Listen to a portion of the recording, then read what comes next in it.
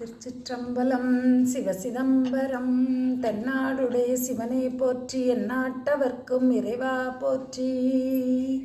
சீரணியும் நுதலின் வெள்ளி மழுமானாகம்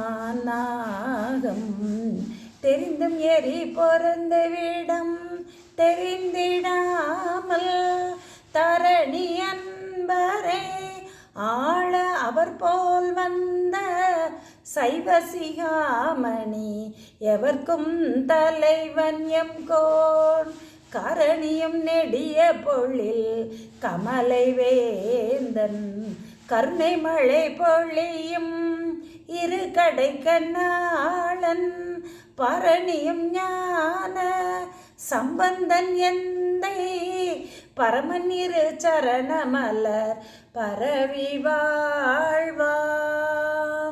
திருச்சிற்றம்பலம். திருக்கைலாய பரம்பரை ஞான பண்ணையாம் திரு தருமை ஆதீனத்தின் குரு முதல்வர் ஆதி பரமாச்சாரியர் ஸ்ரீ குருஞான சம்பந்த தேசிக பரமாச்சாரிய சுவாமிகளின் திரு அருள் வரலாறு.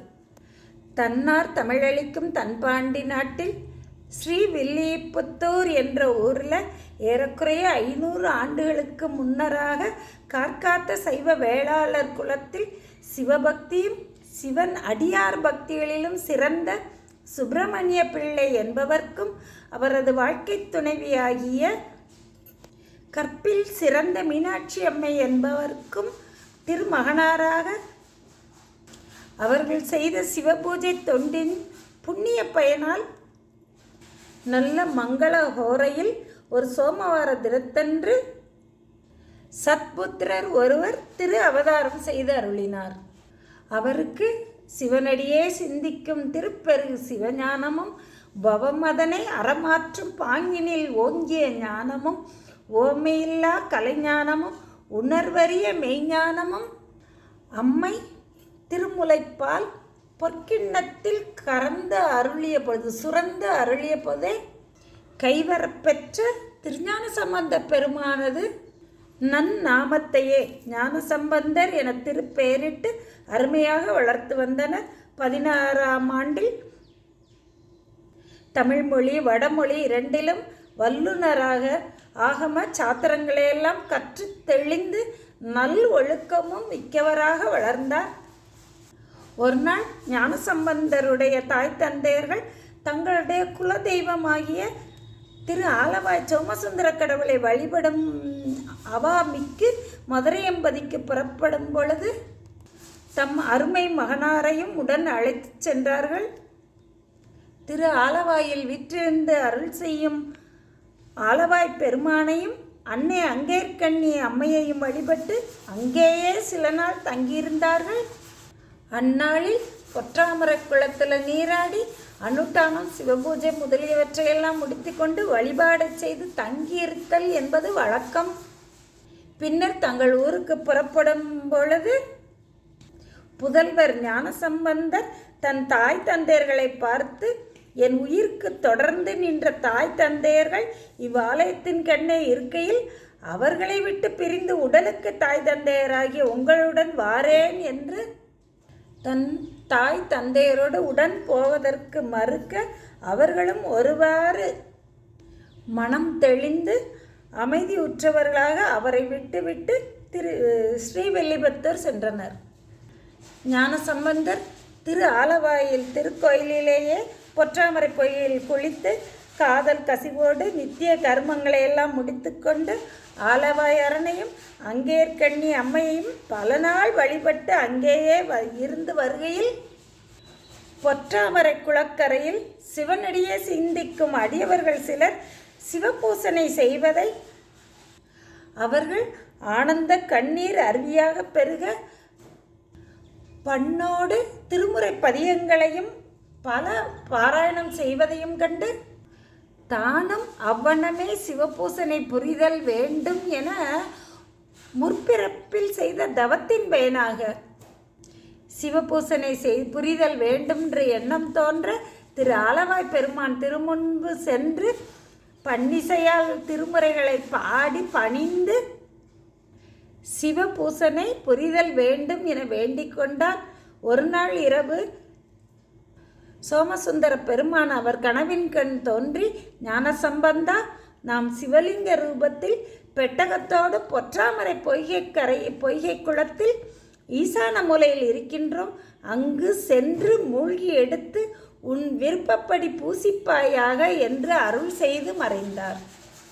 ஞான சம்பந்தரும் விழித்து எழுந்து ஆனந்த கூத்தாடி பாடி பரவி வைகரை பொழுதிலே பொற்றாமரை தீர்த்தத்தில் ஈசான பாகத்தில் நீரில் மூழ்கி எழும்பொழுது பெட்டக கோயிலோடும் அவர் கையில் சொக்கலிங்க பெருமான் வந்தருள ஆற அணைத்து எடுத்து கழிப்பு மீக்கூற ஆடி பாடி சொக்கநாத பெருமான் சன்னதி சென்று அன்பு நீர் வெளியே வழிய கண்ணுக்கினிய பொருளாகியே என் கரத்தில் வந்தாய், வெண்ணும் பரவிடும் அற்புதமே என்ன விஞ்சைதான், மண்ணும் புகழ்ந்திட என்னையும் போரண வாரதியுள்ளே நன்னும் படிச்சே மதுராபுரி சொக்கநாயகனே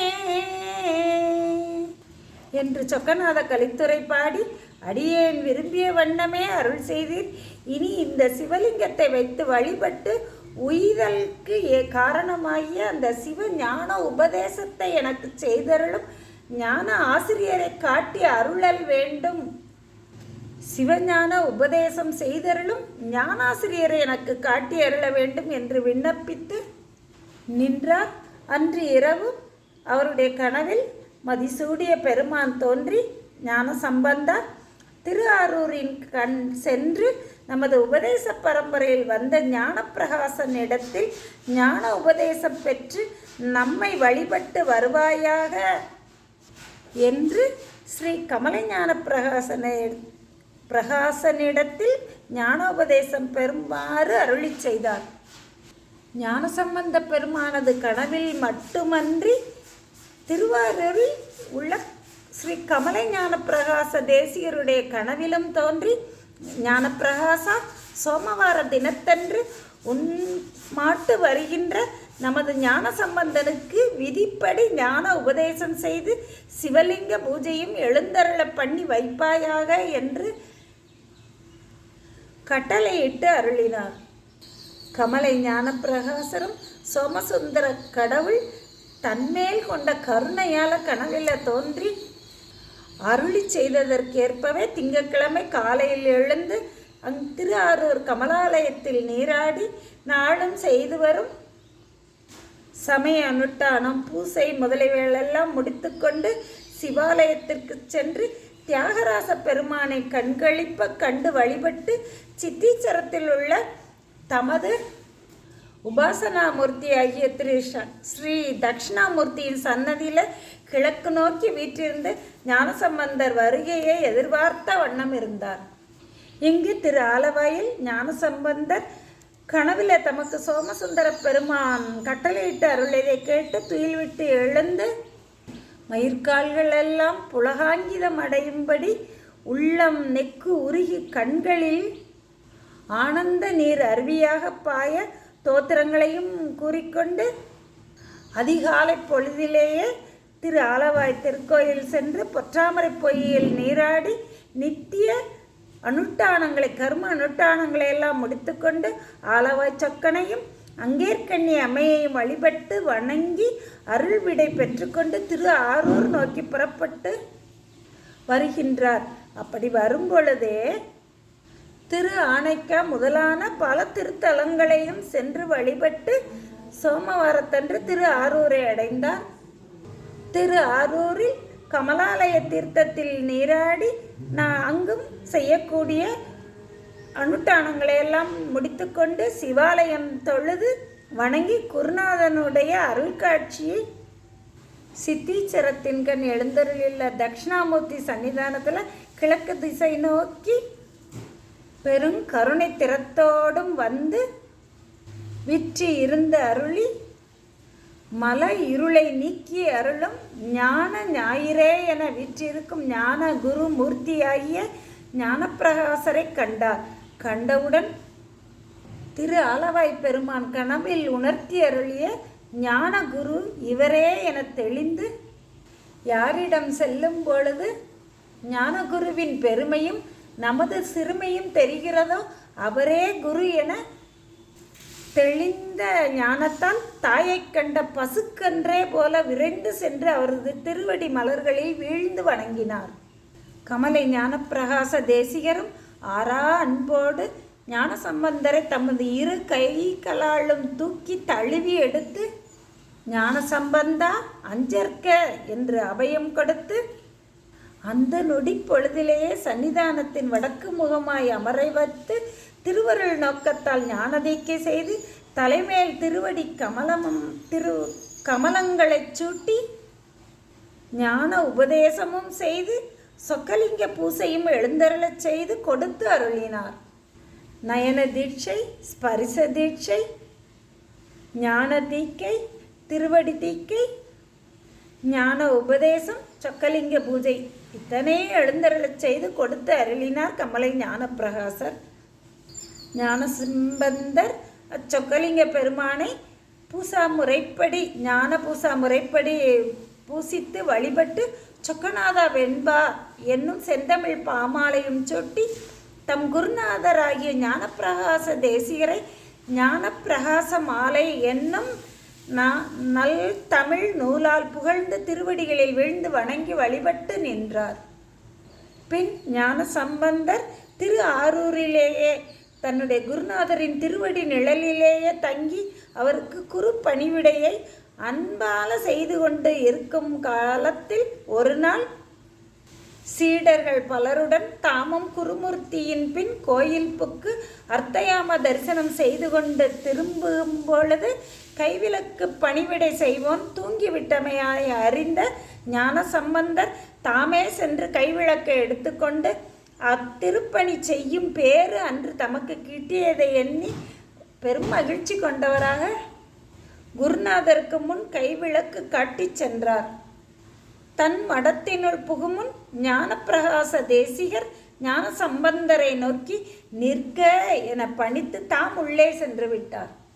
ஞானசம்பந்தர் தம் குருநாதர் பணித்தபடி நிற்க என பணித்தபடி கைவிளக்கை பிடித்தவாறு சிவ ஞான உபதேச நிலையிலேயே விடியும் காலை நேரம் வரும் வரை நின்றார்.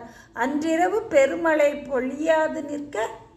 பெருமழை நிற்காது பொழிய இறைவனுடைய திருவருள் நோக்கத்தால் அவர் திருமேனி மேலே ஒரு மழை நீர் துளியும் படாது ஒரு அடி தூரம் வரை சுற்றிலும் சிறை அமைத்தது போல மண்ணகத்தும் அவரை சுற்றிலும் நீர் விழாமல் நின்றது. மறுநாள் அதிகாலை பொழுதில் சாணம் தெளிக்க வந்த குருப்பத்தினியார் ஞானசம்பந்தரது நிலை கண்டு வியப்பில் ஆழ்ந்து உள்ளே சென்று கமலை ஞானப்பிரகாசருக்கு அறிவிக்க அவரும் விரைந்து வந்து பார்த்து திருவருளால் நடந்தது என கண்டு கண்களில் நீர் ததும்ப ஞானசம்பந்தரிடம் சென்று தனது 2 கைகளாலும் இறுக புள்ளிக்கொண்டு நீர் அனைவருக்கும் அருளொளி வழங்கும் குருநாதராகிவிட்டீர். இனி நீர் உமது விருப்பத்தின்படி வேண்டிய இடத்தில் சென்றிருந்து உம்மை வந்து அடையும் பக்குவமுடையவர்களுக்கு சிவஞான உபதேசம் செய்து சமய பரிபாலனம் நடத்தி வருவீராக என்று கட்டளையிட்டு அருளினார். அதனை கேட்ட குருஞான சம்பந்தர் மனம் பதைத்து அடியேன் தேவரீரை விட்டு எங்கனம் பிரிந்திருக்க இயலும் என்று கணக்கும் பொதிக்கும் எருதுக்கும் தன்னிச்சை கண்டதுண்டோ எனக்கும் உடற்கும் எனது இச்சையோ இனங்கார் புறத்தை சினக்கும் கமலையுள் ஞானப்பிரகாச சிதம்பர இன்று உனக்கு இச்சை எப்படி அப்படியாக உரைத்தருளே என்று தனது குருநாதருடைய கட்டளைப்படி நடப்பதன்றி தனக்கு சுதந்திரமில்லை.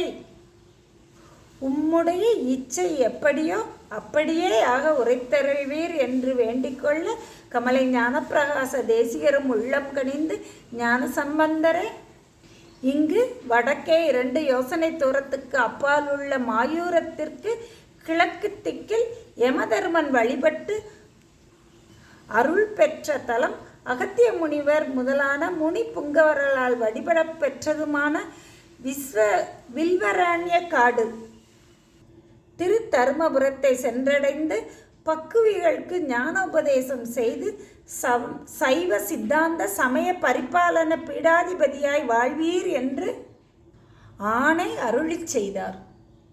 தம் குருநாதர் கூறிய வண்ணமே குருஞான சம்பந்தரும் திருஆரூரிலிருந்து அருள்மிகு அல்லியங்கோதை அம்மை உடனாய் உரையும் திரு ஆரூர் பெருமான் புற்றிடம் கொண்ட பெருமானை பலவாறு துதித்து வழிபட்டு கொண்டு திரு தருமபுரத்தை அடைந்து அங்கு விற்றிருந்து அருள் செய்யும் அருள்மிகு அபயாம்பிகை உடனாய் உரையும் திரு தர்மபுரீஸ்வரரையும் அன்பால வழிபட்டு வணங்கி அந்த கோயிலின் மேற்புறத்தில் உள்ள வில்வவனக்காட்டில் ஓர் ஆசிரமம் அமைத்து அதில் சொக்கநாத பெருமானை எழுந்தருளிவித்து பூசித்தும் தம்மையடைந்த பக்குவமுடைய ஆன்மாக்களுக்கு ஞானதீக்கை புரிந்தருளி ஞான உபதேசம் செய்து பற்பல அற்புதங்களையும் நிகழ்த்தி அருளாட்சி செய்து அங்கு எழுந்தருளி இருந்தார்கள்.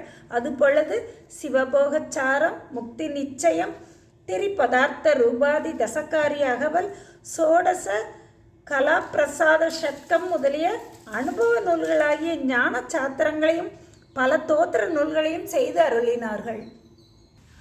ஆதி குரு முதல்வர் ஸ்ரீ குருஞான சம்பந்தர் நிறுவி அருளிய திரு கைலாய பரம்பரை தர்மயாதீன ஞானபீடம் குரு சிஷ்ய பரம்பரை வழியாக ஞான குரு பரம்பரையில் 27வது குருமகா சந்நிதானம் ஸ்ரீ கைலை மாசிலாமணி தேசிக ஞான சம்பந்த பரமாச்சாரிய சுவாமிகள் திரு அருள் ஆட்சியை செவ்வனே நடத்தி அருள் செங்கோல் ஆட்சி வருகின்றார்கள்.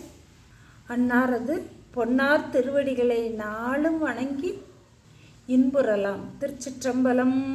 பொன்தயங்கில் அங்கொழி நலங்குளிர்ந்த பொன்சடை பின்தயங்க ஆடுவாய் பிஞ்சகா பிறப்பிலி கொன்றையம் முடினாய் கூடலாலவாயிலாய் நின்தயங்கி ஆடலை நினைப்பதே நீ அம்மமே. திருச்சிற்றம்பலம்.